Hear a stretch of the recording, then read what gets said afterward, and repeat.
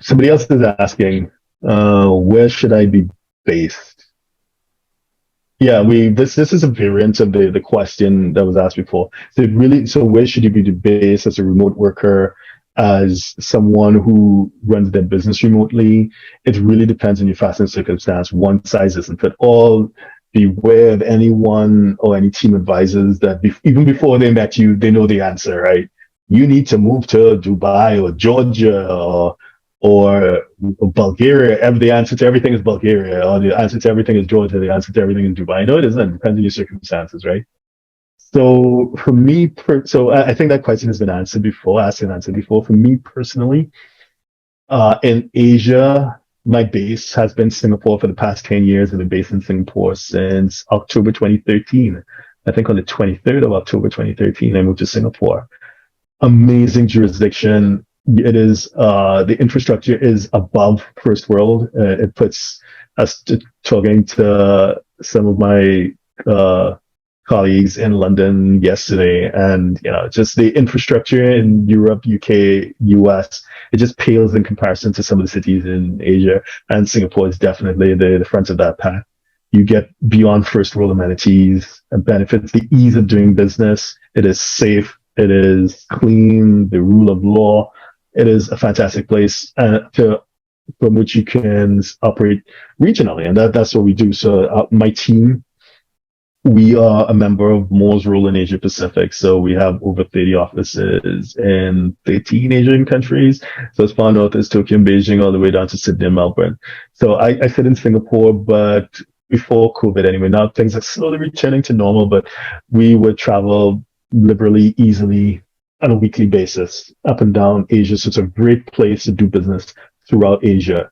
It's tax efficient, world class banking, everything just works. So I'm a huge fan of Singapore because things just work, but it is increasingly an expensive place to do business.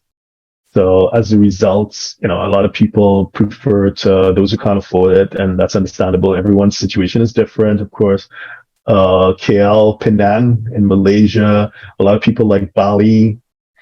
I always caution people with Indonesia. We have quite a few live streams that we've done on Bali, and I've partnered with my colleague from Moore's Rule in Indonesia. Moore's Rule in Indonesia is the fifth largest accounting firm in Indonesia. So the head of tax there, Dicky, he does live streams with us, and so many people get Bali wrong, and unfortunately people end up in a bad way when they try to circumvent the rules. They don't pay taxes, they use nominee structures, and it invariably huge risk, and lots of people have been severely hurt financially as a result of taking those risks. So, but people do anyway. So I suggest you get advice. Definitely get professional advice if you Indonesia, Philippines, and so on. But yeah, I think Singapore, once you can afford it, is the perfect jurisdiction to do work across Asia. But of course, it depends on your situation. Bangkok, a lot of people like Bangkok as well. Hong Kong is reopening. I hear people moving back to Hong Kong. It really depends on your situation, right? So in the Middle East and Africa, hands down, it's going to be the Emirates. I'm a huge fan of the Emirates. We've spoken about that a lot. Dubai is the flavor of the moment.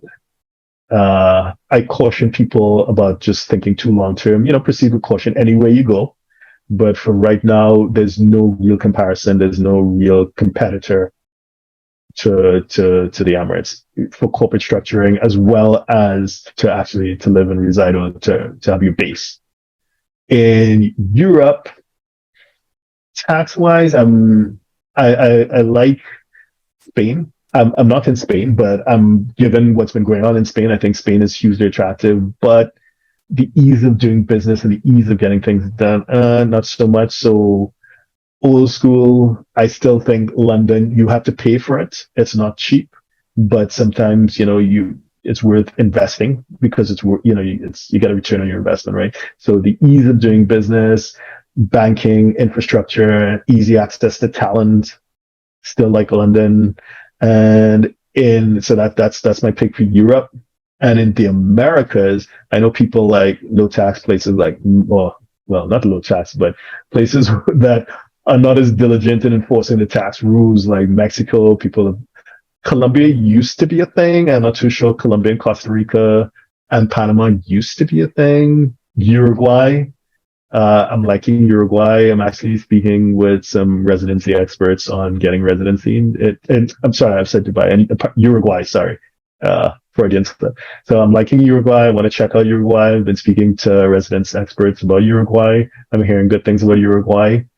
But still, the United States. The United States. Like again, yes, the taxes, yes, there's yes this, yes that, but again, access to capital markets, access to talent, first world infrastructure.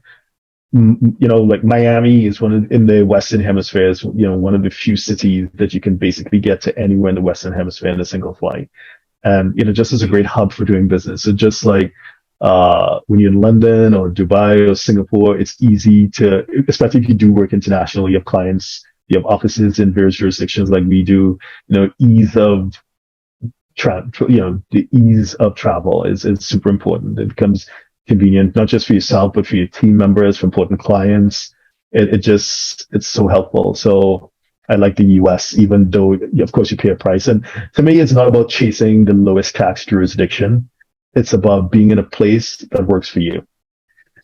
So if you're a 6, 7, or 8-figure investor, entrepreneur, or business owner who needs a tailor-made solution from a qualified team of professionals, we can help you achieve the international lifestyle, the freedom, and even the tax savings you're looking for.